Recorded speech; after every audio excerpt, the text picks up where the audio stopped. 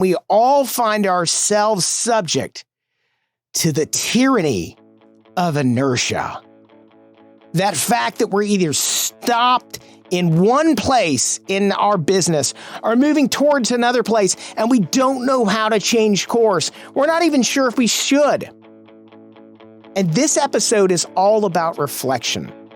It's about looking on where we've been in 2 seasons of the podcast, where you and your company have been, and understanding that you're going to have to embrace change and hold it tight like a lover over the next 18 to 24 months if your business is going to survive. Because if you don't, 1/4 of you will find yourself out of business. And I don't want that for anybody. Today on The Buck Stops Here.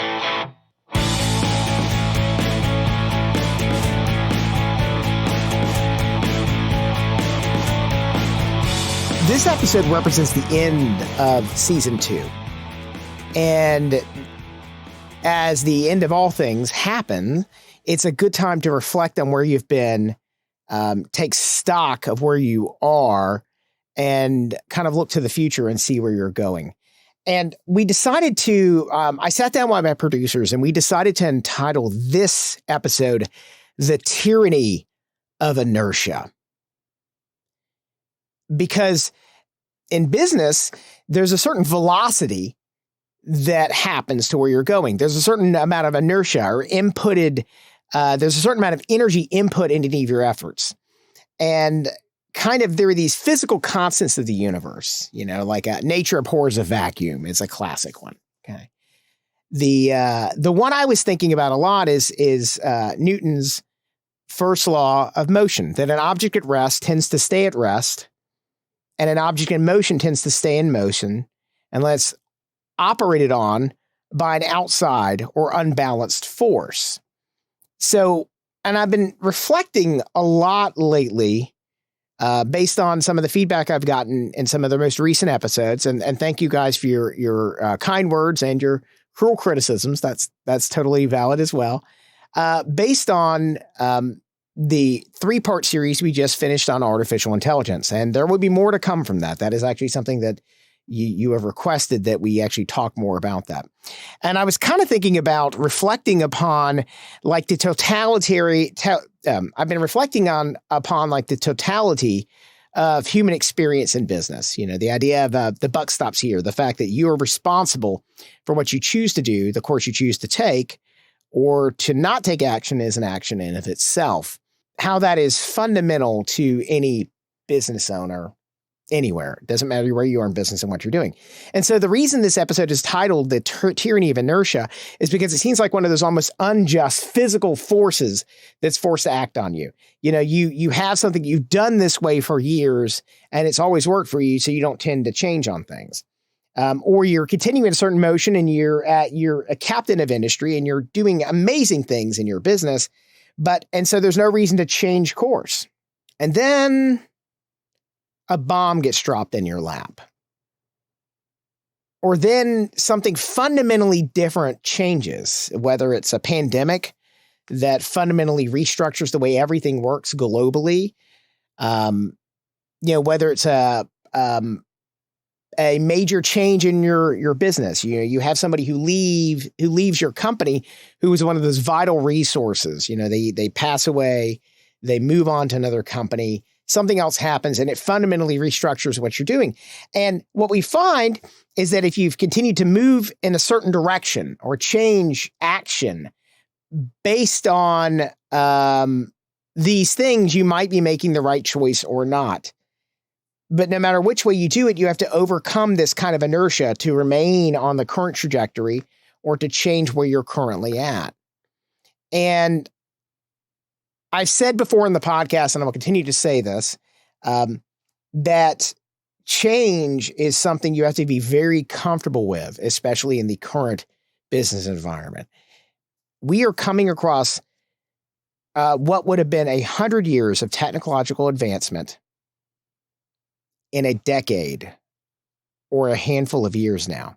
So that means that what you would have had a century to adapt to, companies were born, fall, and die in that period of time. You're having the amount of upheaval and change in industry now in just either a handful of years or on the outside a decade. And I've been thinking about this a lot lately in the context of technology, especially with the adoption of artificial intelligence and how that is going to restructure the way businesses work and operate in the coming months. And I was saying in the coming decades or years, but I think it's pretty apparent it's going to be months. And how if you allow yourself to be complacent in this new, changing, accelerating, exponentially increasing business environment, you're probably not going to survive. 80% of businesses will be impacted by artificial intelligence over the next 18 months. 80%. 30% will be fundamentally restructured to adapt, either to adopt or to change how they offer the technology and things like that. And I think if there's one thing I can do at the end of 2 seasons of this podcast in business, which is kind of interesting, we started this in the pandemic and we've seen an awful lot of change happen. And even now we're seeing, I had an episode called, do we even need the office anymore? I think like that. And I said that I think the future is going to be a lot more remote work. I still am adhering to that. Although, according to some most recent business reports, only 75% of people were required to work in office before the pandemic. And now that number has creeped back up to 72%. And that's really shocking for a lot of people because you'd think that remote work was here to stay. And I think that what we're also seeing is kind of the inertia in business, kind of the fact that these businesses are heavily invested in the brick and mortar and they still have those things. A lot of these companies have bought buildings, spent billions of dollars on these assets. And so they have a lot of, they have a vested interest in putting people back in those locations. And you're seeing a lot of data on that on the other side of it. You're seeing people right now who are talking about this idea that collaboration happens more in that individual space. And what I've been probably the most disheartened by, or probably disappointed in technology and companies is that the companies are not adapting. And I'm going to start calling those companies the old guard. Some of them are large technology companies. And what I'm going to say to you is that these new companies that are being born out of artificial intelligence are coming for you. The idea that your people can't work remotely because you don't feel like you can monitor or check their productivity levels, or you feel like productivity is way off. I think you're missing vast opportunities here. And this is not to lecture. It's not about that. It's that the way you're doing things is very much wed to a very old time. I feel kind of like it's going to GeoCities right now and saying, man, that's the height of a web page, in 2023.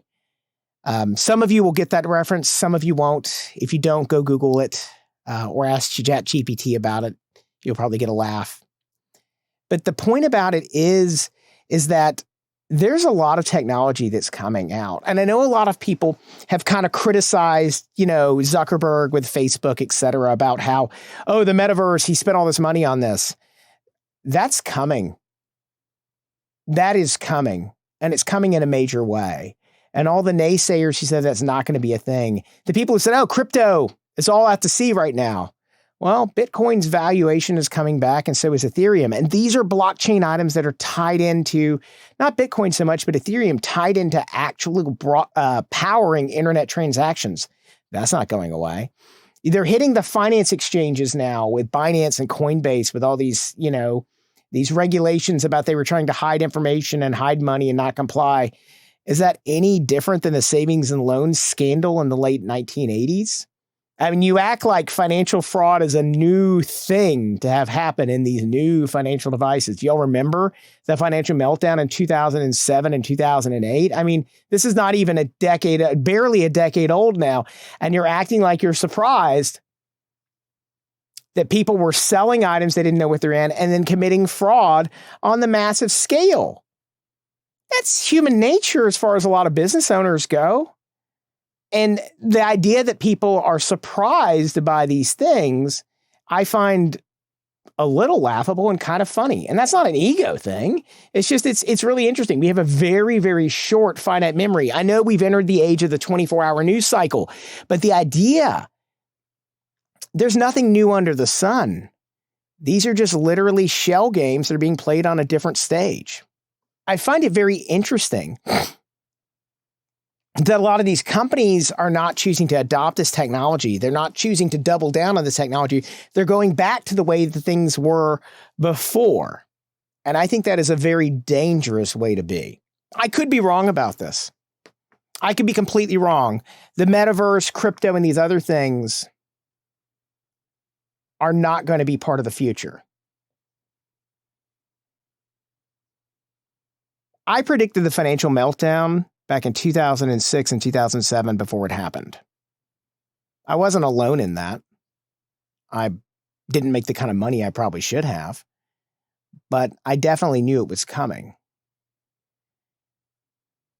And you should understand that things really shouldn't be black and white. Things in life are much more nuanced than that. And a lot of things are in shades of gray. And so why am I talking about this at the end of season 2, reflecting upon where we've been? We live in a world of exponential change. And I've said this before, and I will continue to say it again. And it's changing faster than even I would have predicted 6 months ago. Technology is changing.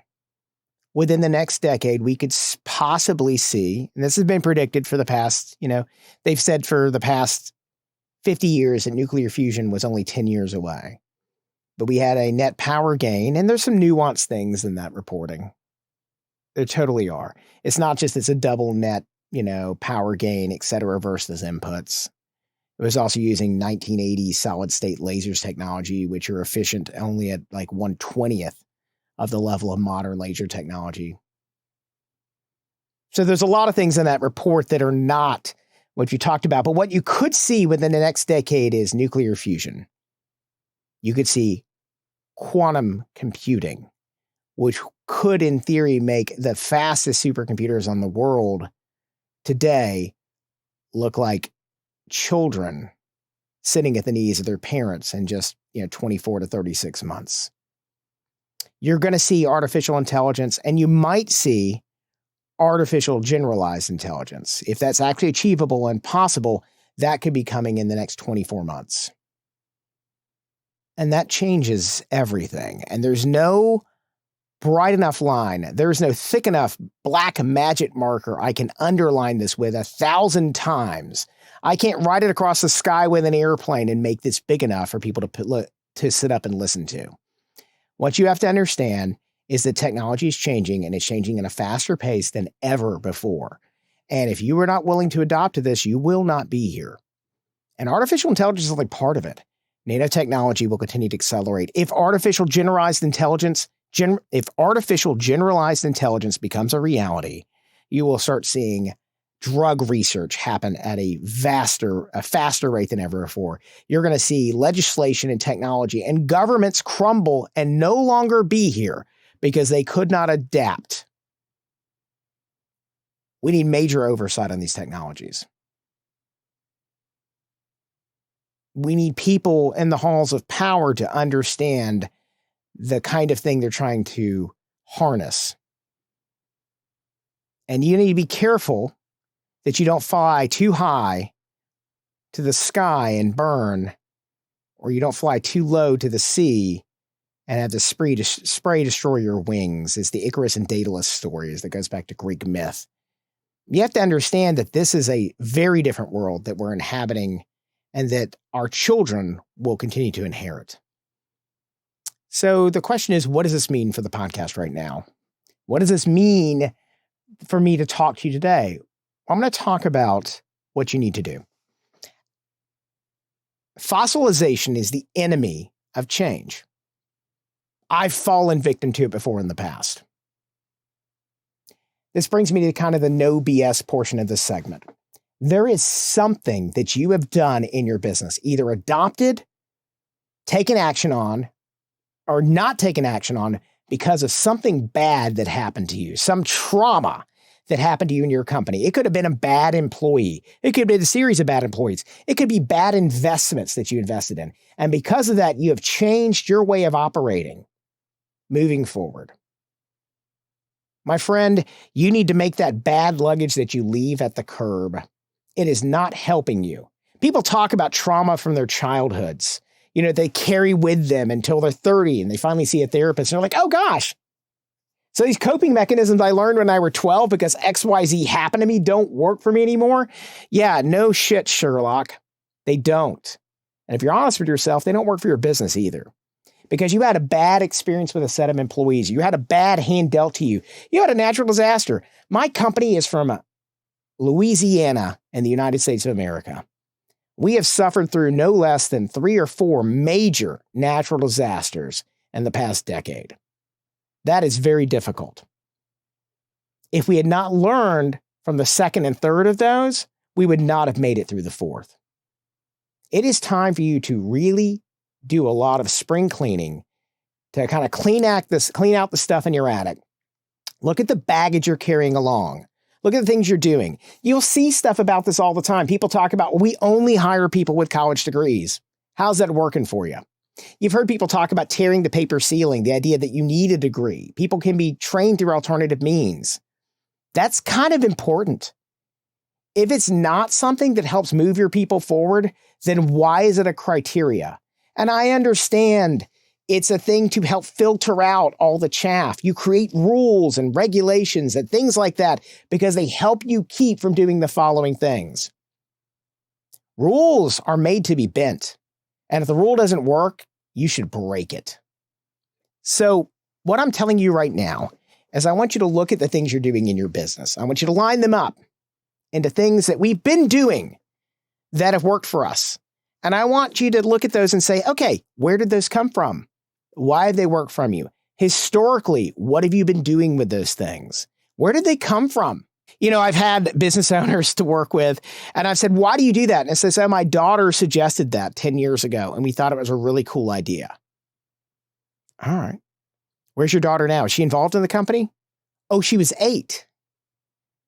And that's sweet. I think that's really sentimental. But if it's not signing the checks, then maybe it shouldn't be involved in your business. Okay? Sentimentality is great. It's also a very human notion. But if it doesn't work for you, don't keep something around just because it's old. If it makes you look dated and old, then maybe you shouldn't be doing that in your business. If it's because the way you've always done it, or you've always had people with computer science degrees, Google, I'm looking at you. I understand you didn't want to put people into management until they've done things. That's why they lost a ton of those engineers and stuff to other companies. Is that working for you? Does that serve you? Or is it because you have so many applications coming in? That's an easier way to filter it. And look, be honest with yourself. No, don't bullshit yourself about it. If you've got a set of rules that you put in place because you're too tired to go through 1,000 resumes, cool. Admit it to yourself and move on. But is there another way you could filter through those in a different way? Is there some way you could find out how that would work? Why don't you give bonuses to your employees if they help you find a new employee that comes in the door? We've never done that before. Why the hell not? Why have you never done that before? You could turn your organization into a recruiting tool for you. Is there some reason why you haven't done that? How much does an average employee cost you to replace? That's just off the top of my head. There's a lot of these things. So if there's a technology you use, time to clean out the closet. Go look at the things you're spending money on. This doesn't mean just analyze your accountant and your insurance company, everything else. Those are important things too. Why do you use this? We've always used this company. Is there a relationship there? If there is, then you keep it. If it's a transactional thing, just because you happen to buy that, because you saw it on the back of a bumper sticker one day, then maybe you don't do that. You need to be very, very honest with challenging your assumptions. This podcast has grown out of hundreds of hours of consulting I've done over the past, several years. It's the result of a lot of things that we've learned. Somebody asked us how we got to be so smart at my company at Catapult. I said, we made every damn mistake under the sun, but we learn from them. At Catapult, we like to say that we build champions. because champions either win or they learn. They don't ever lose. And I believe that's a very good thing for us in life. It's a good motto to have. It's okay to lose. There's a line in one of the Indiana Jones movies. I think it's Indiana Jones and the Holy Grail. And this guy who gives Indiana Jones his hat, and I know this is fiction, but some of the best lessons in life can be illustrated through movies and books. And this guy looks down at Indiana Jones. He says, "You lost it, kid. That doesn't mean you have to like it." I think that's a very valuable thing because failure is one of the best teachers in life. You may not always remember how you made it and how you were victorious or accomplished something big, but I guarantee you those lessons that you have learned through the school of hard knocks are things that have informed the decisions you're making moving forward. So what I'm going to challenge you to do today is to change your perspective. Get some feedback from someone else you trust.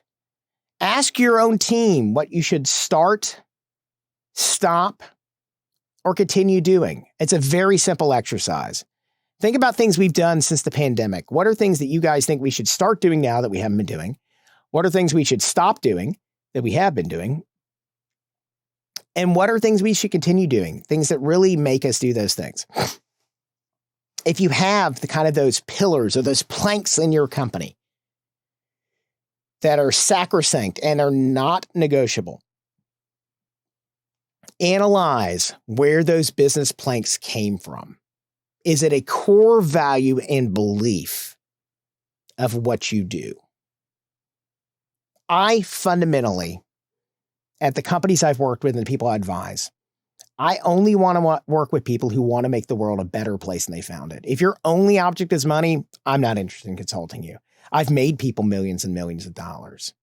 I don't want to work with those people. This is not about me, but that is a core value for me, and that is a non-negotiable. I've had the blank check offered to me, and I've turned it down. That being said, your values that you have at your company only have value if they've cost you something, either personally or professionally. And I think that if you have those planks, you hold tight to them.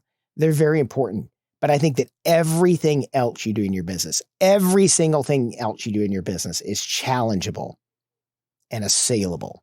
And I think you should challenge them on a regular basis. Because here's the thing, the world is going to change whether you do or not. And if you don't analyze what you're doing in your business and how you got here, you won't be here tomorrow, or you won't be competitive in the way you were. And history is littered with the carcasses of businesses that didn't survive because they did things the way they were. You know, I ask people a lot of times, did you know that what does Intel make? People are like, oh, microprocessors. I was like, they started out as a memory company. Most people have never, ever heard of that or thought about that. They have no idea. That's a company that survived. If you want to read a great book, Andy Grove's on Only the Paranoid Survive. I think that's a great book for a CEO or a business owner living in changing times and understanding how things work and how things move. And I will highly recommend that to anyone out there. But I think at the end of the day, the point of this podcast is kind of reflection. And as I said, it's that tyranny of inertia that keeps you from taking new action because you're moving in a certain direction. Even if you're in flight towards the target, you can tweak your angle and get closer to the bullseye. And I think at the end of the day, that's where we all want to be. We all want to land in a place of bountiful existence where our people who work with us and our families that we provide for have a better future and a better, brighter tomorrow because we were actually thinking about things while we were in flight. So your takeaways for this episode of The Buck Stops Here are, it's time for reflection in this world of change. The first thing I want you to look at is kind of your core values that you have in your company. Before you get into analyzing what you're doing, analyze those first. Decide which of those core values work for you. Which one are truly core to how your business is operating. And when I say that core, I mean, you can't do without them. Like, this is not about 32 guideposts or anything else. This is the 5 to 7 single words that you can identify and that the people on your teams can explain to other people of why you do what you do. And then the second thing you should do is you should analyze all the technology and all the different things you use in your technology stack and your business service stack and look at every one of those and say, does this line up with our core values? Do these companies align with ours? Because I guarantee you, if they do align with yours, you're on the same journey together. You're more likely to get there. And I think I would challenge all the things on there. I think you would have to come up with kind of a pros and cons list. And that's very basic. You guys have probably done it since you were kids. What are the pros for this or what are the cons? You need to stack up what lines up in each side. And you're going to find there's some cost savings in there, probably. And there's some things you probably need to invest more money in. The things that work really well for you, and score them. Give them a score kind of on 1 to 5 on each one of these things. Like how important are these for our business successful ideas? And I think the last thing I would do is challenge your assumptions about the industry and the way things are moving. Reflection is not just about where you've been, it's about what the market looks like. And I'm telling you, as you enter this land of change over the next 2 or 3 years, you're going to see a lot of things change in the landscape for any company you're in. From a technology standpoint, how you use social media, how any of these things work, you're going to see that there's a vast landscape in front of you and things are changing. Ask yourself if you've adopted fully kind of like remote work or things you adopted in the pandemic. My company, I'd be glad to share that with some of you guys privately if you'd like to talk about that. We have a very, very elaborate and very powerful technology stack that has made working from home much, much more successful than I'd probably say 95% of the companies out there. We worked hard on this. We worked hard and we were deliberate about this. We got rid of 3 office spaces that we didn't go to for 3 years. And that was a very hard decision. It was a very hard decision, but I think we're a stronger company and we're better because of it moving forward. And I think you would look very hard at the lessons you've learned in the past 3 years. Don't discard them and don't go back to the status quo. Think about how that can help you have a competitive edge in this new world you're moving forward into. So with that, I'm closing out season 2. I'm excited about seeing you guys in a couple of weeks for season 3. We're going to be upping the ante again with some new things, some new interviews and stuff moving forward. Please like and subscribe and give us a 5-star rating on anywhere you listen to great podcasts. Be well, be good, and do some good work out there.